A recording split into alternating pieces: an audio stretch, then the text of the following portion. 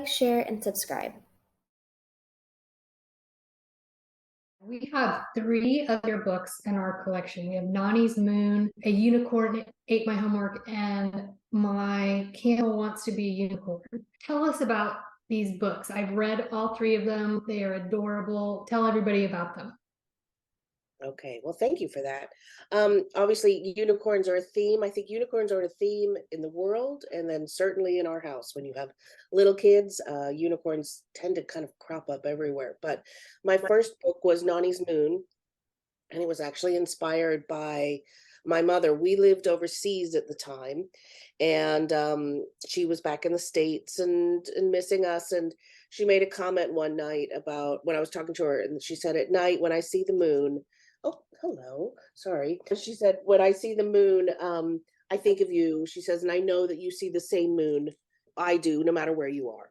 And she says, "It makes me feel a little closer to you." And I thought it's just a lovely sentiment, and it just kind of planted that seed. And I've always wanted to write, and I've always wanted to write children's books. And that was kind of the impetus for me to get it done. So I wrote out Nonni's Moon. Then also, because we were overseas, we were living in Bahrain at the time, which is this tiny little island next to Saudi Arabia. And we would see camels almost every day. Just driving to school, you pass by camels.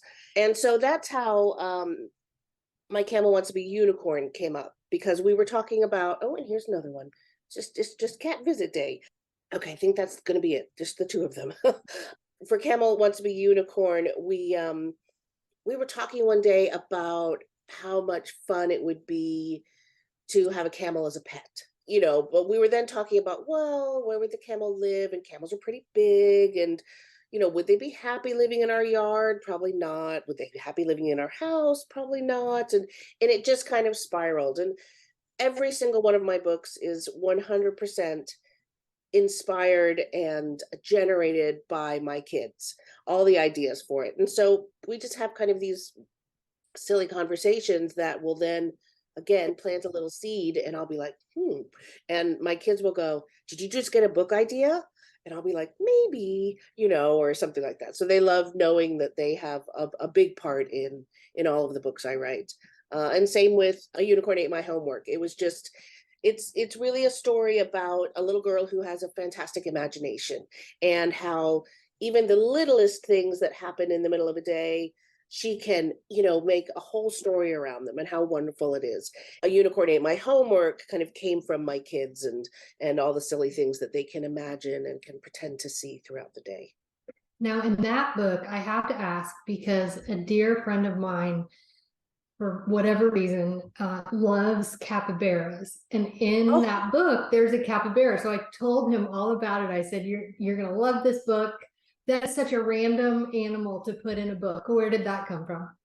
Well, I love capybaras too. I mean, they're like, as we say in the book, they're the largest rodent in the world.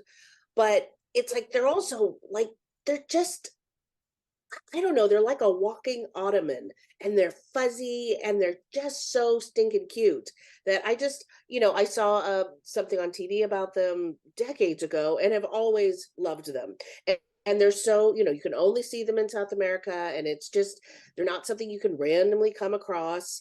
And I just was like, I like putting in a lot of my books, I don't want to put necessarily the expected.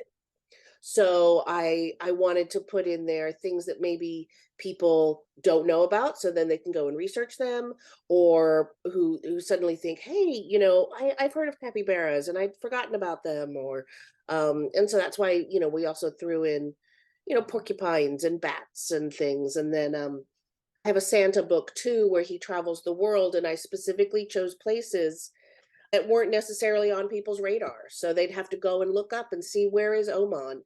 But I like putting kind of ones that encourage people to hopefully go and do a little more research or looking into, or anything like that. So that's where capybara. Everybody needs to know what a capybara is. You mentioned that your kids are the inspiration for your books. Talk about how you did get started. Like, what was life before being a children's book author, and what led you to finally pursue that? Well, I mean, as I said, always wanted to. In college, I was taking classes on writing children's books, which was college was a long time ago. So it's always been something I've loved. I've always loved books, but I'm always the one to also in a bookstore gravitate, even in my teens and 20s, long before kids, to the children's section, because there was always I just have such great memories of them as a child, and there was always such new things. I remember seeing, gosh, it was probably in the 80s, or no, it must have been in the 90s when I saw when If You Give a Mouse a Cookie came out, and I was just like, this is amazing. I just loved it, and I loved how really good children's books can captivate you regardless of what age you're at. So I've always wanted to write them, and then I've been, as I said, taking classes over the years. I joined, children's book writing organizations, and just always wanted to do it, but didn't know how it was going to happen. But I always remained open to it. And then certainly having my own children kind of, brought a lot more children's books into my life and reading. And it just finally, I don't want to, I think the spark was always there, but it ignited the spark. And they were the final missing piece. And Nonnie's Moon is an award winner. Talk about that. So Nonnie's Moon won the 2018, that's when I published it. It was a gold winner and a 5-star silver winner for the Reader's Favorite award for that year for children's books in that category. And I was very, very proud of that. Well, I love the book. That was one of the first ones that I came across and fell in love with, simply because it ties so well with what Make Mementos is all about, which is long distance families being able to stay connected. And it's such a beautiful story that, yes, we see the same moon, and it talks about how, grandmother and granddaughter can still stay connected even though they live far apart. So just fell in love with that, and then came across obviously more of your books. You've written how many now? I have, including journals. So I have some journals as well. So it's between 14 and 16. And I've read all your books. You're so, so talented. And the illustrations in your book, each book, are just amazing and creative. And so talk about your illustrator. I've been very lucky to find phenomenal illustrators, and I've worked with maybe 5 of them so far. Many of them I've used multiple times. I have one American, but she lives in Dubai. So, but everybody else is from all over the world. And I love that, it's basically, I found them all through various Facebook groups. I found their websites, and I found their Instagrams, and I reached out to them, and I was really drawn into their style. They all have a huge variety of styles. And I just felt like for certain books, certain styles work really well. I feel very lucky and blessed to have been able to work with the 5 that I've chosen, because it has truly been a collaborative effort for every single book. And they've gotten my vision instantly. They were able to actually put it on paper, which, it's one thing to have it in your head, but it's another thing to actually get it on paper. It's like, I don't have the talent to go from here to the paper, but their talent is above par. It's just amazing. And one thing that I learned through all the classes that I took is that with a good children's book really has to stand on its own in 2 ways. It has to stand on its own for the manuscript, and then it also has to stand on its own for the illustrations. And so whether you take one or the other away, they still have to be compelling, or they still have to draw you in. And I feel really lucky to have been able to collaborate with the illustrators that I've chosen on the different projects, because I feel like they've taken my manuscripts to a whole new level that otherwise I wouldn't have been able to do.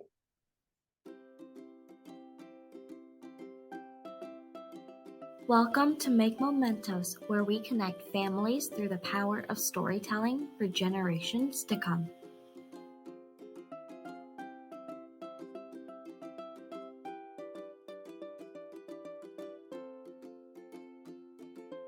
Now let's get back to the video. What do you find most challenging about being a children's book author? There's a lot of different challenges. I mean, for the first book, the biggest challenge was knowing whether or not I could even do it. But I had tremendous support. My husband was supportive from the very first moment that I wanted to do this. He was the one who encouraged me to, when I was doing a print run for Nonnie's Moon, I was like, well, maybe I'll just do 3,000 to start off with. The printer had given me quotes for like 2,000, 3,000, and 5,000. He was like, no, no, no. He's like, do 5,000. I was like, really? And I sold like 1,000 copies in the first month, Oh, and since then it's gone on to sell over 30,000 copies. Having somebody be supportive kind of boosts you up when, kind of your brain is going, yeah, do you really think you can do this? So that's been hugely helpful. And he's helped along all the way. Once you get over the initial hurdle of recognizing that, oh, I can do this, I can write and publish and choose my own illustrators and do all of that. The next thing for me has been deciding which project to do next, because I have so many in mind, and I have so many manuscripts ready to go, and I have so many manuscripts I've had edited and that are just waiting for the next illustrator or waiting for whatever. So I'd say for me, the biggest hurdle is deciding where to put my time, effort, finances, all of that into which book next. I'm lucky I should probably knock on wood, don't come across writer's block ever. I have kind of the opposite, where it's just the ideas are just flowing. And I've also learned over the years that just because you can write a manuscript and get it edited and have it ready to go doesn't necessarily mean it's worth publishing. And so I've been able to learn that throughout the process also, to know, well, this one, as much as I love it, because of course you love them all, maybe it's not worth the effort right now, and you can kind of tuck it away and save it for another time. You never get rid of them, but you just say, maybe it's not your turn right now. I'd say right now my biggest hurdle is just deciding what to do next. Which one rises to the top? a good problem to have. It is, yeah. And what do you love most about being a children's book author? I really love the whole process. Being a self-published author, and I don't know how it is. I've never been traditionally published, and so I don't know how it is. But I've heard from people that, as an author, you kind of sell your manuscript, and you don't necessarily get a say in every step along the way. You're handed the book, which will be beautiful at the end, but it might not be 100% your vision. So for me, I love all the steps. Like when I complete a manuscript and I get that little tingle and I'm like, this is good. And when I get the feedback from the editor and she makes it even better, I'm like, yay, that's even better. And then I choose an illustrator and I see what they bring to life, like their initial sketches. I get all excited for that.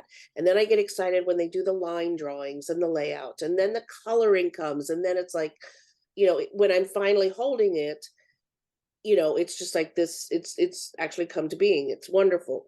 But then I had, this past Christmas, I was at a Christmas festival, and I had an experience that kind of elevated everything to a new level, where a little girl and her grandmother were walking by where I had my books out. And her grandmother said, "Oh, don't you have that book?" And the little girl was like, "Yeah, I have that one." And I just thought, here's a little girl who I don't know, who I've never met, who probably didn't go to my website, but she just was in a bookstore one day and saw my book there and was drawn to it and bought it and brought it home. And it was just that sudden realization that, my books are out there, they're reaching children I'll otherwise never be able to reach, and that I hope they can, and they're enjoying them. I mean, that was just a whole new level of kind of wow. Oh, for sure. Oh, that's awesome. What do you want people who read your books? What do you want them to take away from reading them? Um, I try not to laden my books with heavy messages. Most of my books can be summed down to the power of imagination. It's like that you can go anywhere and do anything as long as you imagine it. That's really kind of the continuing thread with all of my books. And it's about just kind of the power of, you have all the power in here and in here to do whatever you want. Those are the lessons that are kind of again, it's like planting seeds. You're planting those seeds, but you're doing it in a fun way so they love the characters or they see the silliness of it, or it makes them think of their grandparent or their best friend who moved away. I want them to kind of enjoy the books and love the characters and the storyline, and to just plant that little seed. So maybe, at some point they can realize, well, actually, imagination could take me far. Or I remember a time when they see the moon and they'll think, yeah, actually Auntie Sue can see the same moon I can, or whatever. It's just to open their minds to kind of endless possibilities. Well, so we have 3 of the books in the Make Mementos collection, but you have many more. On our website, they can go and narrate it and send the digital version to a child near or far. But they can also get the print books, plus you have many more. So tell people where your website and where can they find you on social media, where can they get your print books?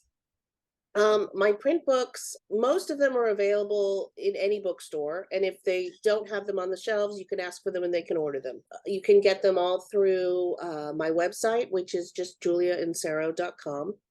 They're available at obviously Amazon, Target.com, Walmart.com, Barnes and Noble, Books a Million, kind of all the, all the big sites where you would normally go to buy books.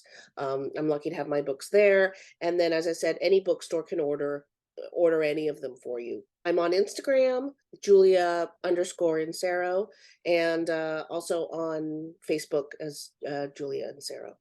Thank you so much for being available. And like I said, your books are fantastic. Readers will not be disappointed no matter what title you buy. JuliaInsarro.com. Go check out if you want the print versions. And of course, you can record a few on makemementos.com. So thank you so much, Julia. You are very welcome. Thank you.